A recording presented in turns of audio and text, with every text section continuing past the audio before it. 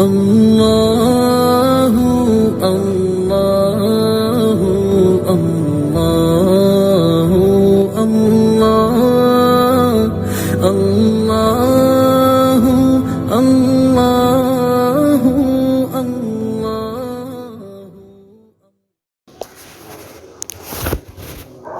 الحمد للہ نحمده ونستعینه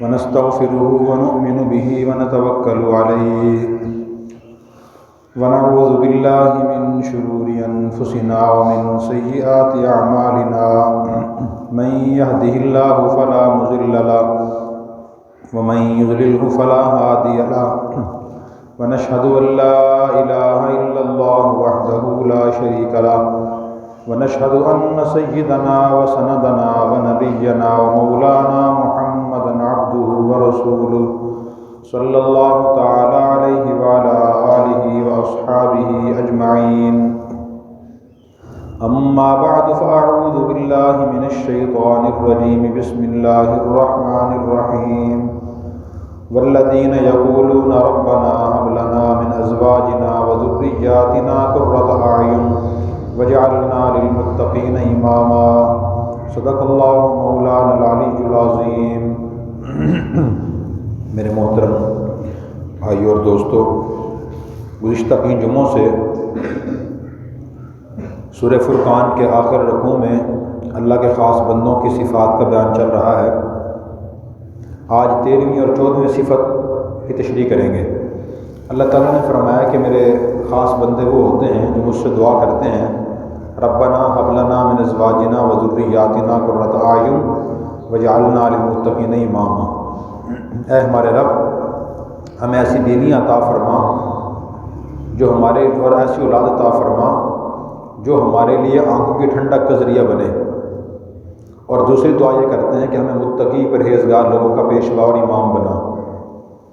تو ان دو دعاؤں سے معلوم ہوا کہ ایک مسلمان کو اپنی اولاد کی فکر بھی کرنی چاہیے۔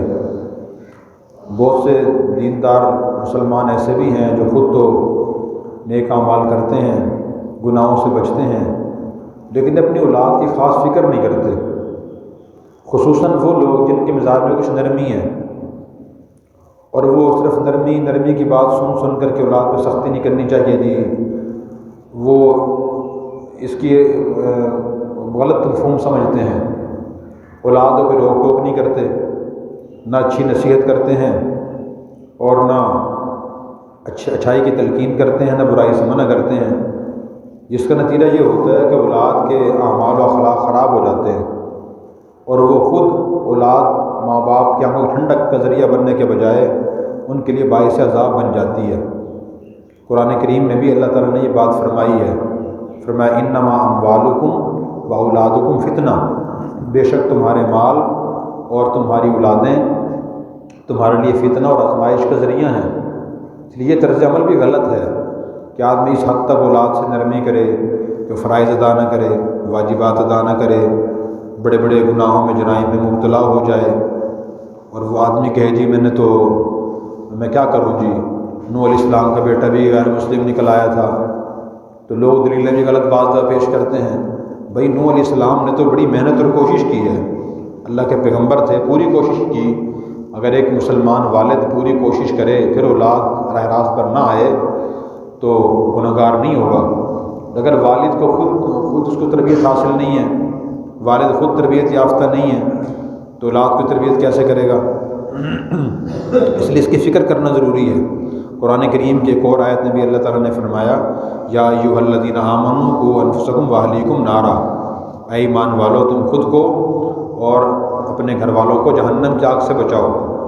اس کی تشریح میں حضرت علی رضی اللہ عنہ نے فرمایا کہ اس کا مطلب یہ ہے کہ ایک مسلمان خود بھی دین کا علم حاصل کرے اور عمل کرے، اور اپنی اولاد کو بھی دین کا علم سکھائے اور بعمل بنانے کی کوشش کرے۔ ایک اور حدیث میں آپ نے ارشاد فرمایا الا کلکم راعٍ وکلکم مسئول عن رعیتی، کہ تم میں سے ہر شخص ذمہ دار ہے اور ہر شخص سے اس کی ذمہ داری کے بارے میں سوال ہوگا۔ پھر فرمایا کہ آدمی اپنے گھر کے افراد کا ذمہ دار ہے، اس سے پوچھ ہوگی، کس چیز کی پوچھ ہوگی؟ کہ اپنی اولاد کے اعمال و اخلاق کو درست کرنے کی فکر کی یا نہیں کی؟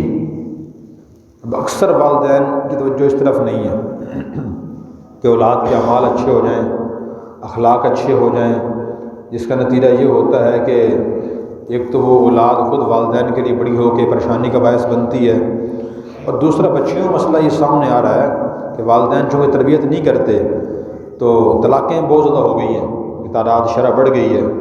بعض دفعہ مرد کا قصور ہوتا ہے طلاق میں، اور بعض دفعہ لڑکی کا قصور ہوتا ہے کہ والدین نے اس کی تربیت نہیں کی، وہ اتنی بد اخلاق ہوتی ہے، اتنی بد زبان ہوتی ہے، یا پیچھے گھر میں والدین نے سر پہ بٹھایا ہوا ہوتا ہے، وہ اتنی سر پہ مسلط ہوتی ہے، وہ آگے جا کر بھی یہی کوشش کرتی ہے کہ میں سب پر حاوی اور مسلط ہو کے رہوں، جیسے والدین گھر رہتی تھی، تو وہاں اسے یہ موقع نہیں ملتا، اس کی پریشانی بڑھتی ہے اور نوبت طلاق تک پہنچ جاتی ہے۔ اس لیے اپنی بچیوں کی خاص طور پہ تربیت کرنا، ان کو نیک بنانے کی کوشش کرنا، یہ زندگی کے اہم فرائض میں شامل ہے، اور جو اس فرائض میں کوتاہی کرتا ہے تو وہ گناہ گار ہے۔ اب میں کچھ چیزیں عرض کرتا ہوں کہ جو اپنی اولاد کو سکھانا ضروری ہے۔ نمبر ایک تو ان کو نرمی سکھانا ضروری ہے کہ مزاج میں نرمی ہو۔ نمبر 2 عاجزی ہو۔ نرمی کا مطلب یہ ہے کہ جب اولاد بات کرے تو الفاظ نرم ہوں، حاکمانہ انداز نہ ہو، حاکمانہ الفاظ نہ ہوں کہ اولاد باپ سے کہہ رہی ہے آپ یہ کام کریں، امی سے کہہ رہی ہے آپ نے یہ کام کیوں نہیں کیا۔ نہیں، مزاج میں نرمی ہو، ادب ہو، یہ اولاد کو سکھانا ضروری ہے، جس پہ بار بار غور کرنا ضروری ہے۔ ہماری اولاد کی مزاج میں نرمی ہے یا نہیں، ان میں ادب و احترام ہے یا نہیں۔ دین اسلام نے ہمیں آداب سکھائے ہیں۔ بہت سے والدین کو یہ بھی احساس نہیں ہوتا، وہ کہہ رہے ہوتے ہیں میرا بیٹا میری بیٹی بہت تیز ہیں، کسی کو آگے سے بولنے ہی نہیں دیتے، تو بڑے بڑے لوگوں کو سیدھا کر دیتے ہیں، لمبا بچھا لیتے ہیں، یہ تو اتنی ایکٹیو بیٹی ہے، اتنا ایکٹیو میرا بیٹا ہے۔ جو بڑے بڑوں کو سیدھا کرتا ہے تو وہ اس کا مطلب خود بہت ٹیڑھ ہے، وہ خود سیدھا نہیں ہے، اور یہ نظریہ غلط ہے۔ قرآن کریم نے ہمیں آداب سکھائے ہیں۔ سورہ حجرات ہم پڑھیں، 26ویں پارے میں ہے، اس میں اللہ تعالیٰ نے صحابہ کرام کو حضور کا ادب سکھایا۔ لا ترفعوا اصواتکم فوق صوت النبی، کہ اے صحابہ تم نبی کے سامنے اونچی آواز سے بات نہ کیا کرو۔ ولا تجہروا لہ بالقول کجہر بعضکم لبعض، اور تم نبی کے سامنے اتنی اونچی آواز سے بات نہ کرو جیسے آپس میں بات کرتے ہو۔ نبی کا مقام زیادہ ہے تو نبی کے سامنے عام آدمی کی طرح بات نہیں کرنی۔ لا تقدموا بین یدی اللہ ورسولہ، تم نبی سے آگے نہ بڑھا کرو۔ تو یہ آداب سکھائے ہیں۔ تو جیسے نبی کا مقام زیادہ ہے تو اسی طرح گھر کے اندر ماں باپ کا مقام اولاد سے زیادہ ہوتا ہے۔ تو اگر اولاد کے اندر ادب و احترام نہیں ہے اور انہیں بات کرنے کا سلیقہ نہیں آتا اور وہ والدین سے آہستہ درمیانی آواز سے بات نہیں کرتی تو اس کی تربیت اچھی نہیں ہو رہی، اور یہ خود اولاد کے لیے پریشان کن چیز ہے مستقبل میں۔ جہاں یہ اولاد جائے گی، اگر یہ بیٹا ہے اس کی شادی ہوگی تو یہ اپنے گھر والوں کے لیے پریشانی کا باعث بنے گا۔ اگر کہیں ملازمت کرے گا اور اس کو آداب کا علم نہیں ہے تو جس ادارے میں جائے گا وہاں ان کے لیے پریشانی کا باعث بنے گا، اور شاید کوئی فارغ کر دے اسے، اس کو آداب کا علم ہی نہیں ہے۔ اور اگر یہ بیٹی ہے، اس کی شادی ہوگی تو یہ خود اپنے شوہر کے لیے، اپنے گھر کے دوسرے افراد کے لیے بڑی پریشانی کا باعث بنے گی۔ اور اگر یہ صرف چلتی رہی تو جتنی ان کی اولاد ہوگی وہ سب کے لیے پریشانی کا باعث بنے گی اور بری عادتیں منتقل کرے گی۔ یہ آج ہی میں دیکھتا ہوں، آپ بھی دیکھتے ہوں گے کہ جو لوگ بد اخلاق ہیں، جن کی عادتیں بری ہیں، مزاج میں شدید غصہ ہے یا نفرت کا مزاج ہے، سختی ہے مزاج میں، تو آپ دیکھیں کہ ان کے والدین میں سے کسی ایک کا مزاج ایسا تھا، لازمی ایسا ہی ہوتا ہے۔ یا والد بد اخلاق ہوتے ہیں یا ماں بد اخلاق ہوتی ہے، جس کی وجہ سے بد اخلاقیاں اولادیں منتقل ہو جاتی ہیں۔ تو اس لیے اس کا خیال کرنا بہت ضروری ہے کہ ہم اولاد کی جیسے مادی ضروریات کا خیال رکھتے ہیں، کپڑا اچھا ہو، جوتا اچھا ہو، کھانا اچھا ہو، اور اسی طرح رہائش اچھی ہو، عصری تعلیم اچھی ہو، یہ چیزیں اچھی ہونی چاہیے۔ اس کے ساتھ ساتھ ایک اچھا انسان بنانے کی ہمیں کوشش بھی کرنی چاہیے، ایسی اولاد صدقہ جاریہ بنتی ہے۔ اگر اولاد کی تربیت اچھی نہیں ہے تو خود اولاد کے لیے بھی پریشانی کا باعث ہے اور ان کا مستقبل تاریک ہوگا، اور والدین کے لیے بھی یہ اولاد فتنہ اور آزمائش بنے گی۔ تو اس لیے اللہ تعالیٰ ہمیں یہ دعا سکھا رہے ہیں کہ میرے جو نیک بندے ہوتے ہیں عملی کوشش بھی کرتے ہیں اور اس کے ساتھ ساتھ وہ یہ دعا بھی کرتے ہیں، ربنا ھب لنا من ازواجنا وذریاتنا قرۃ اعین وجعلنا للمتقین اماما۔ جن کی اولاد نافرمان ہو وہ یہ دعا کریں لازمی، یہ اللہ کی سکھائی ہوئی دعا ہے۔ بہت سے والدین پریشان ہوتے ہیں کہ جی اولاد نے بہت پریشان کیا، کیا کروں میں؟ تو ایک تو یہ دعا کریں، اللہ کی بتائی بڑی مجرب دعا ہے، نماز میں پڑھنی چاہیے یہ دعا، یہ آیت آدمی یاد کر لے، نمازیں پڑھتا رہے۔ اور دوسرا یہ کہ اولاد کی جو تعلیم و تربیت کا صحیح وقت ہے وہ بچپن کا زمانہ ہے۔ عربی میں کہا جاتا ہے کہ تعلیم فی الصغر کالنقش علی الحجر، کہ بچپن کی تعلیم و تربیت پتھر پر لکیر کی طرح ہوتی ہے۔ تو یہ بڑی حکیمانہ بات ہے۔ یہ بچپن سے جب اولاد اللہ تعالیٰ عطا فرمائے تو بچپن سے ہی آدمی کی تربیت کرنے کی کوشش کرے، ان کو اچھی صفات سکھانے اور انہیں پیدا کرنے کی کوشش کرے۔ جب اولاد 15-16 سال کی ہو جاتی ہے پھر اس کے بعد تعلیم و تربیت بہت مشکل ہو جاتی ہے۔ جن کی اولاد چھوٹی ہے وہ ابھی سے اس کی کوشش کریں کہ اولاد میں نرمی ہو، عاجزی ہو اور آداب کا خیال ہو، اسی طرح محنت کی عادت ہو، دیانتداری سچائی ان کے اندر ہو۔ اور جن کی اولاد خدا نخواستہ نافرمان ہے تو وہ یہ دعا کرے اور کوشش کریں۔ جن کی اولاد چھوٹی ہے وہ نافرمان اولاد، دوسروں کے نافرمان اولاد سے عبرت حاصل کریں۔ قرآن کریم میں اللہ نے فرمایا فاعتبروا یا اولي الابصار، اے آنکھوں والو عبرت حاصل کرو۔ نبی کریم صلی اللہ علیہ وسلم اللہ تعالیٰ سے دعا کرتے تھے کہ یا اللہ میری نظر کو عبرت کا باعث بنا دے، اور آپ نے امت کو یہ تعلیم دی کہ امت کا ہر فرد جب بھی کسی کو دیکھے تو سبق اور عبرت کی نگاہ سے دیکھے، غفلت کی نگاہ سے نہ دیکھے۔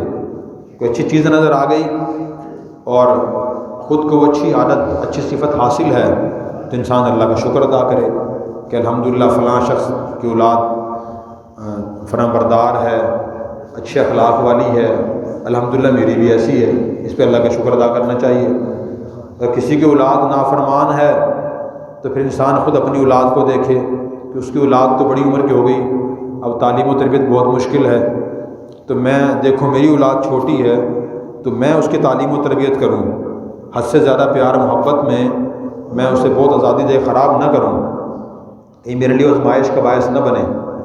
جب بعض لوگ یہ سمجھتے ہیں کہ شاید مدرسہ یا اسکول کالج سے تربیت ہوتی ہے تو یہ بات صحیح اور درست نہیں ہے۔ زیادہ جو تربیت بچے کی ہوتی ہے وہ گھر سے ہوتی ہے۔ اسکول میں، مدرسہ میں، تعلیمی ادارے میں ایک بچہ 4-5-6 گھنٹے گزارتا ہے، باقی جو اس کا وقت گزرتا ہے وہ گھر میں گزرتا ہے۔ وہ سب سے پہلا مدرسہ ماں کی گود ہوتی ہے، تو سب سے زیادہ اولاد جو متاثر ہوتی ہے وہ اپنے والدین سے متاثر ہوتی ہے۔ اس لیے اپنی اولاد کو درست کرنے کے لیے، ان کو اچھے اخلاق اور اعمال سکھانے کے لیے خود والدین کا ٹھیک ہونا بھی ضروری ہے۔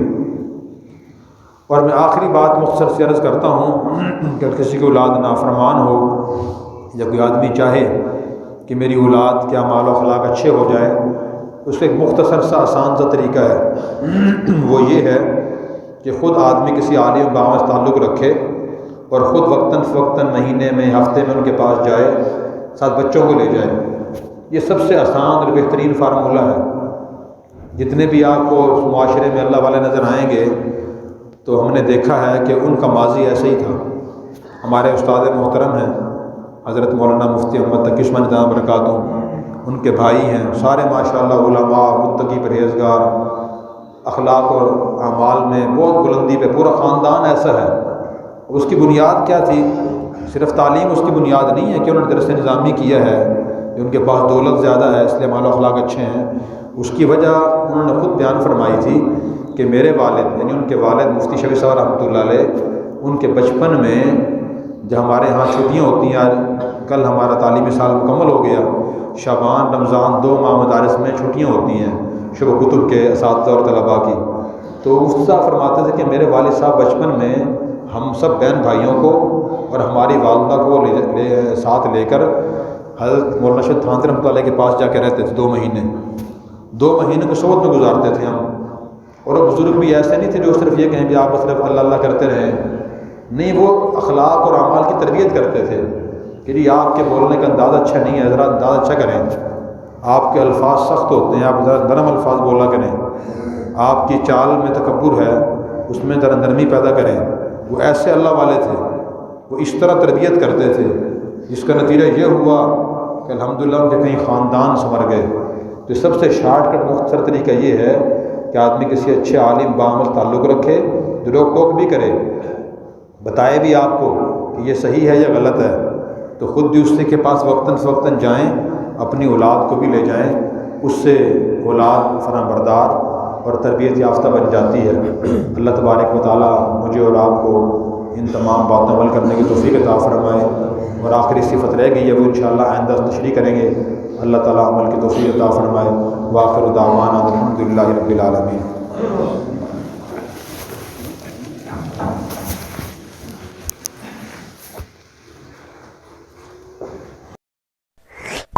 اور اگر آپ نے ابھی تک ہمارا چینل سبسکرائب نہیں کیا تو فوراً سبسکرائب کیجئے، ساتھ ہی بیل آئیکن پر کلک کریں تاکہ مزید آنے والی ویڈیو ہے وہ آپ کو وقت پر ملتی رہیں۔ اللہ حافظ۔